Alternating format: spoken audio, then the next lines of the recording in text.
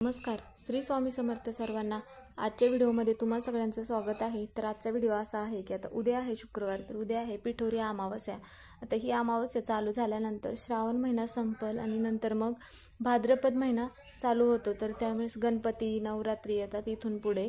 आणि मग ह्या महिन्यामध्ये म्हणा किंवा या अमावस्या असल्यामुळे आपल्या घरामध्ये लक्ष्मी टिकून राहत नसेल किंवा आपली एखादी कठीण इच्छा आहे ती इच्छा पूर्ण होण्यासाठी किंवा मग आपल्या घरामध्ये सतत काय ना काय पितृदोष आढळून येत असेल किंवा आपल्या घरामध्ये अशी एखादी व्यक्ती असते की ती खूप प्रयत्न करते, खूप कष्ट करते, पण त्या कष्टाला मग साथ मिळावी म्हणून आपल्याला काही सेवा उपाय करणे महत्त्वाचे असते। तर जे विशेष तिथी असतात त्याच दिवशी जर आपण सेवा उपाय केले तर त्याचं फळ आपल्याला नक्की मिळत असतं। तर बऱ्याच वेळा काय होतं की अमावस्या म्हटलं की बऱ्याच जणांच्या मनात वाईट विचार येत असतात। अमावस्या म्हटलं की भीती मनामध्ये वाटत असते। तर मग अशी मनामध्ये भीती न ठेवता आपण सेवा उपाय केला तर मग आपल्या घरातील ज्या पण कोणत्या अडचणी आहेत तर त्या अडचणी तर दूर होतातच, घरामध्ये लक्ष्मी टिकून राहते, आपली जी कठीण इच्छा असेल तर ती इच्छा पूर्ण होते।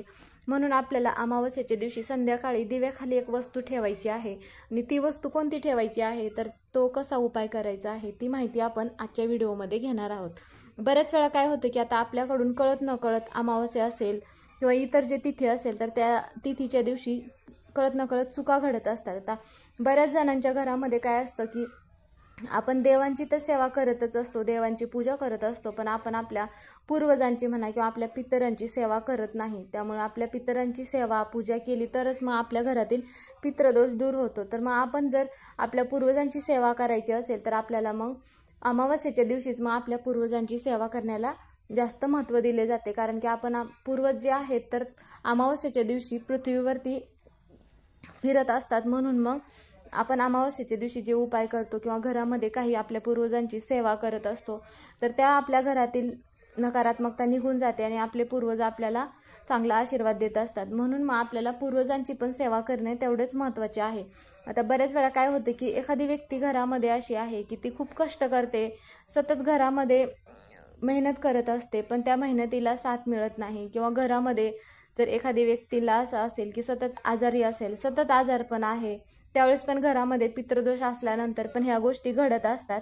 आता आपण जर पितरांची सेवा केली नाही तर मग आपल्या घरातील जे दोष आहेत तर ते कशा पद्धतीने दूर होणार, मग ते दूर होणारच नाहीत। बऱ्याच जणांना असे वाटते की आपण देवाची सेवा केली तर मग आपण एवढी देवांची सेवा करत असतो तर आपल्या घरातील दोष का दूर होत नाही।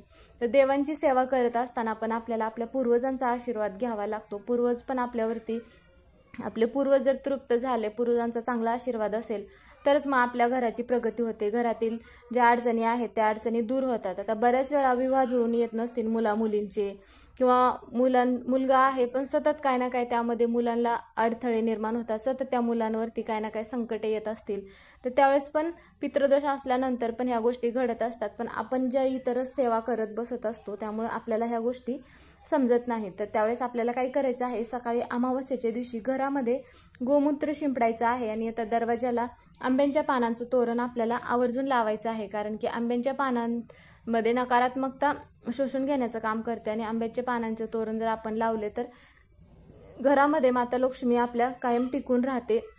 आपल्या घरातील नकारात्मकता जर निघून गेली तरच मग आपल्या घरामध्ये लक्ष्मी स्थिर असते।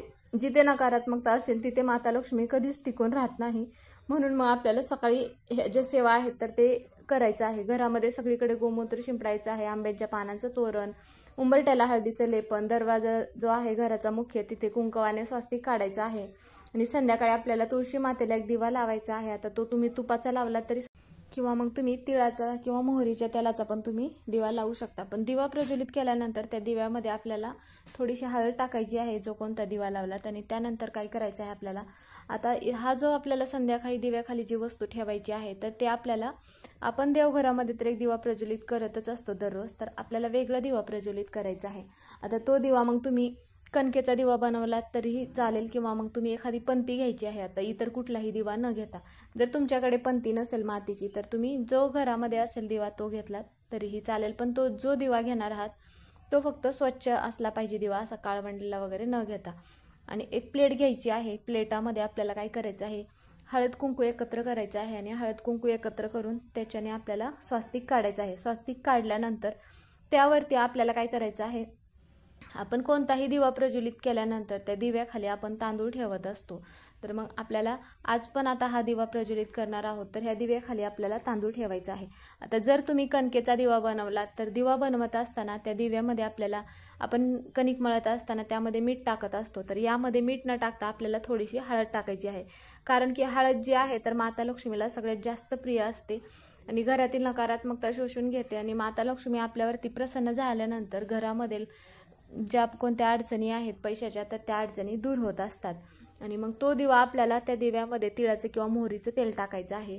दिव्यामध्ये आपल्याला काय करायचं आहे, थोडेसे काळे तीळ टाकायचे आहेत आणि नंतर काय करायचं आहे, एक फुल असलेलं लवंग टाकायचं आहे आणि दिव्याची पूजा करायचं आहे.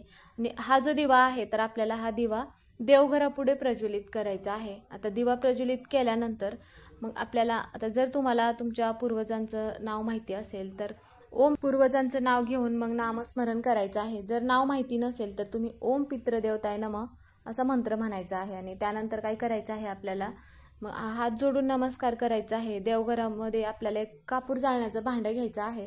त्यामध्ये भीमसेनी कापराच्या 5 वड्या ठेवायच्या आहेत आणि फुलं असलेले 2 लवंग घ्यायचे आहेत आणि थोडेसे काळे तीळ आपल्याला घ्यायचं आहे. ह्या सगळ्या ज्या वस्तू आहेत तर देवघरापुढे आपल्याला जाळायच्या आहेत आणि घराचा जो मुख्य उंबरठा आहे तिथे पण आपल्याला ह्या वस्तू जाळायच्या आहेत. आता कोणताही उपाय सेवा करत असताना घराचा जो मुख्य दरवाजा आहे तर तो उघडा ठेवून आपल्याला उपाय करायचे आहेत. कारण की घरातील ज्यावेळेस नकारात्मकता निघून जाईल तर त्यानंतरच घरामध्ये वातावरण प्रसन्न राहते आणि घरामध्ये माता लक्ष्मी कायम टिकून राहते.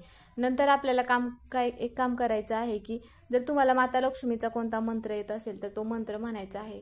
जर मंत्र नसेल येत तर तुम्ही ओम महालक्ष्मी नमः, ओम महालक्ष्मी नमः असा 21 वेळा मंत्र म्हणायचा आहे. आणि आपण जो दिवा प्रज्वलित केला आहे तर तो दिवा 1 तास तरी राहिला पाहिजे एवढं त्या दिव्यामध्ये तेल टाकायचं आहे. रात्रभर दिवा तिथेच ठेवायचा आहे.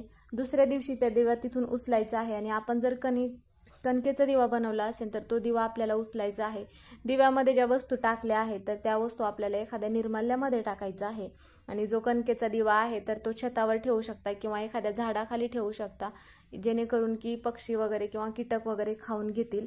आणि त्या दिव्याखाली जे आपण तांदूळ ठेवले आहे तर ते तांदूळ घ्यायचं आहे आपल्याला आणि ते तांदूळ आपल्याला आपण घरामध्ये जिथे भात बनवण्याचं तांदूळ वगैरे ठेवत असतो तर त्या तांदळाच्या डब्यामध्ये हे तांदूळ थोडेसे टाकायचे आहेत. आणि त्यातले थोडेसे जे तांदूळ आहेत तर ते आपल्या छतावर टाकायचं आहे किंवा घराच्या बाहेर टाकायचं आहे पक्ष्यांना खाण्यासाठी. यामुळे काय होईल की आपले पूर्वज जे आहेत तर ते पूर्वज पण आपले तृप्त होतील आणि घरामध्ये माता लक्ष्मी पण आपल्या टिकून राहील. म्हणून मग ही जी वस्तू आहे तर आपल्याला दिव्याखाली ठेवायचं आहे. आणि हा उपाय मग कोण करू शकतं, तर हा उपाय ज्या महिलांना मासिक धर्म नसेल तर त्या महिलांनीच हा उपाय करायचा आहे. तर मग असा एक उपाय आपल्याला आजच्या दिवशी आवर्जून करायचा आहे, ज्यामुळे काय होईल की आपल्या घरामध्ये लक्ष्मी टिकून तर राहीलच आणि आपली जी कठीण इच्छा असेल तर ती इच्छा पूर्ण होते. आणि आपल्या घरामध्ये पितृदोष असेल तर पितृदोष नष्ट होतो, वास्तुदोष असेल तर वास्तुदोष पण दूर होतो. मुलामुलींचे विवाह जुळून येण्यास अडचणी निर्माण होत असतील तर घरातील ज्या पण कोणते संकटे असतील जे पण काय असेल तर ते सगळं दूर होण्यासाठी मदत होते. म्हणून मग ही जी पिठोरी अमावस्या आहे तर या दिवशी हा एक उपाय आवर्जून करायचा आहे. तर आजचा व्हिडिओ इथे संपला. व्हिडिओ आवडला तर लाईक करा, चॅनलवर नवीन असेल तर चॅनलला सबस्क्राईब करा, कमेंटमध्ये ओम पितृदेवताय नमः किंवा श्री स्वामी समर्थ हे लिहायला विसरू नका. व्हिडिओ पूर्ण बघितल्याबद्दल धन्यवाद.